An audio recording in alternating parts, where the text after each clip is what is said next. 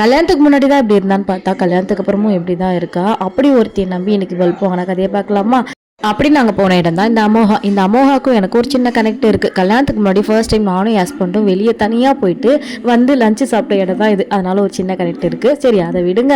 இவளை நம்பி வந்ததுக்கு வழக்க போல் வெயிலில் என்னை தனியாக புலம்பு விட்டுட்டா. அவள் வர வரைக்கும் எனக்கு அடைக்கலம் குத்தது இந்த குட்டி மரம் தான். சரின்னு கொஞ்சம் நேரம் வெயிட் பண்ணிட்டு நாங்கள் போன இடம் தான் இந்த எக்ஸ்போ. பேசிக்கலி எனக்கு எக்ஸ்போ பார்க்கறது ரொம்ப பிடிக்கும். இதுக்கு மேலே இந்த எருமைக்கு வெயிட் பண்ண வேலைக்காவது நானே கிளம்பி உள்ளே போயிட்டேன். அப்புறம் தான் மேடம் ஆடி அசைஞ்சு உள்ளே வந்தாங்க. உள்ளே போனதுக்கு கலர்ஃபுல்லாக சூப்பராக கடந்தது. கிளாத்திங்ஸ்லாம் அவ்வளோ செம்மையாக இருந்தது. பட் பட்ஜெட் கொஞ்சம் அதிகமாக தான் இருந்தது.